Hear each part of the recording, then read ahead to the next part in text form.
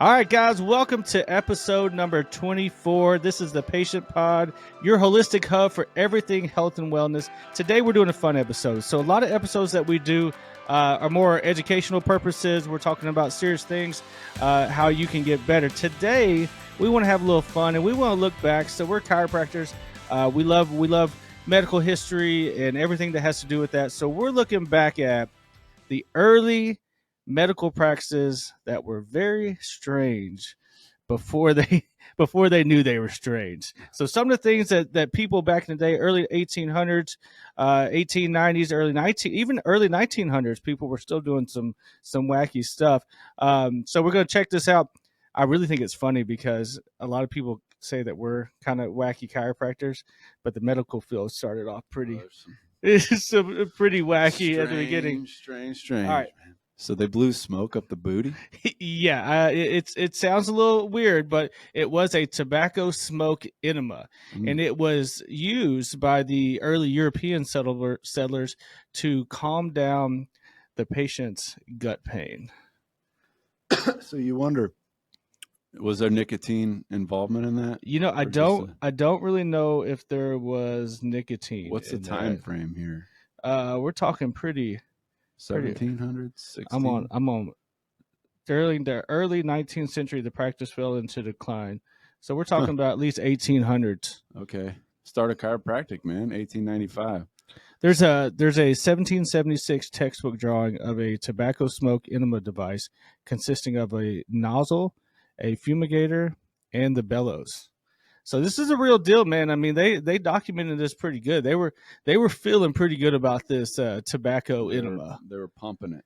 I just would hate to be the person who, or the people where that didn't go very well, because some people you would think probably just really didn't do anything. Mm-hmm. But for some of them, probably some negative effects. I could see if it's like fumigating, right? So if there's little slugs and parasites within the intestines, it would maybe kill, or maybe they're constipated, so the nicotine causes them to increase peristalsis. Well, and the enema in general is going to help out with some of those things. Never had one. So. Well, I've never had one either, but it's going to do something. It's going to get something rumbling, I guess. How about, and I've always heard about them, and I've actually bought a kit, but coffee enemas. And so I had my appendix taken out, which it wasn't even my appendix that was the issue. They were just like, we'll just take it out while we're done. And it's a useless organ. Okay, so there's nothing in us that's useless. It's there. Everything has a purpose. Nice. And if you dig deep into the appendix, it's actually creating probiotics for the colon. So it would lead me to think that if you didn't have your appendix, you're going to need to take extra probiotics or some type of coffee, natural enema to clean the colon, because you're just going to be destined for festering and parasites down in through there, which could cause colon cancer. So the appendix is a valuable organ. It's not useless. No, it's not useless. I think somebody at some point said it was useless. And maybe you can live without it.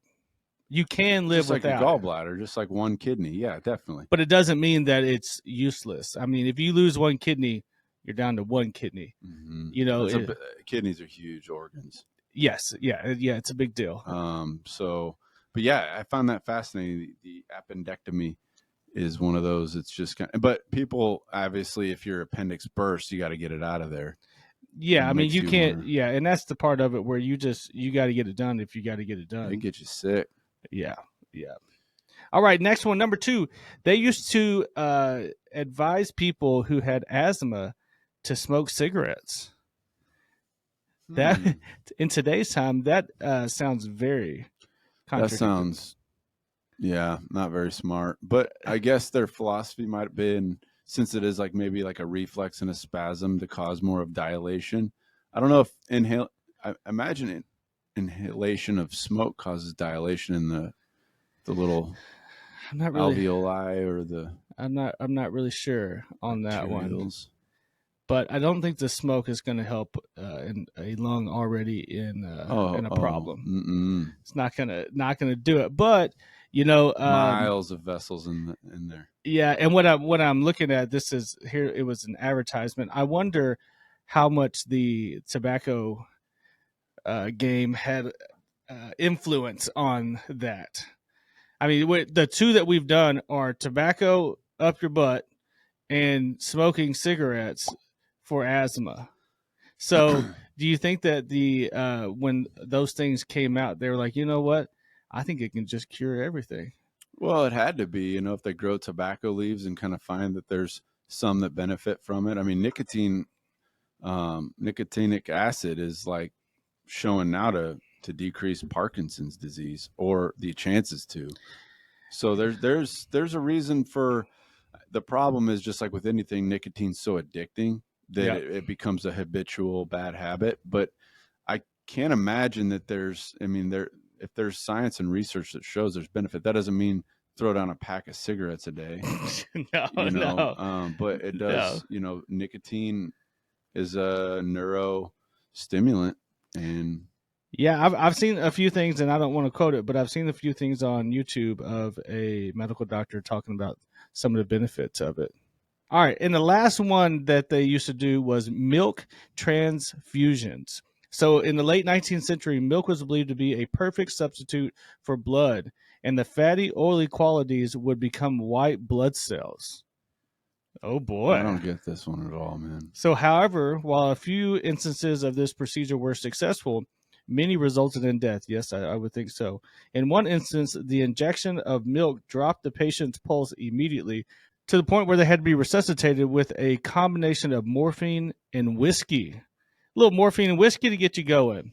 So they put blood in your veins because they think that it's a great substitute for blood and it's going to turn into white blood cells. I mean, I guess the only thing that they had really going for them is that white blood cells and milk is white. So you could say, well, so when did they give them the morphine and whiskey? Oh, that was when one of the injections went wrong. One of the injections, we have a problem. We got a problem. We put milk into them. Their pulse dropped immediately. So somebody go grab the whiskey and the morphine, and we're going to be okay. I mean, and this shows you too, like you can't substitute blood. The viscosity or the thickness of it is at its perfect rate. So you're basically throwing in a little thrombi in there, and it's going in there and clogging up. That's some wacky stuff. Yeah. So those are three examples of some strange medical practices that they did not so long ago. So for all of us out there, this is a very positive podcast. So let's be happy that we've come this far in our medical practices, that we have people and strategies that work way better than this kind of stuff. And just being thankful for the time that we live in. I mean, no other time has been better than right now with our medical practices and being able to keep people alive. So definitely something to be excited about and be thankful for. So that's the end of the podcast. Number 24. Who you got? Number 24 for the Seattle Mariners. Oh, I knew you were going to do it. Ken Griffey Jr. And then was Kobe Bryant number 24? He was for a while before 8. Okay. No, 8 was first. 8 was first, and then 24. The original Kobe's. Did you have those? The Kobe's, the space ones? No, I was not Space Jam, but they were like all white lunar. They were something lunar. No, I didn't have those. The only ones I had were like Iversons and Jay's. Tracy McGrady's. I had the Tracy McGrady's. I had those with the blue tip. Oh, were yours white with the blue? Black with the blue. Yeah, I had the white with the blue. Those were I had the white with the blue. Those were the first ones. Mm-hmm. And then everybody started getting the black ones. I was like, man, those are sweet too. Yeah, buddy.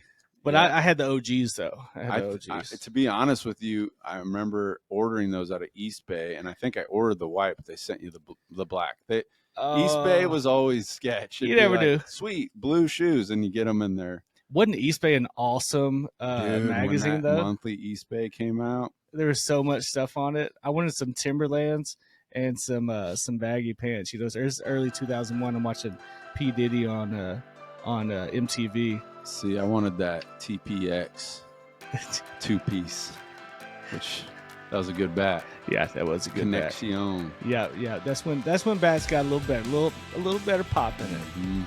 All right, guys. So we'll be back next week.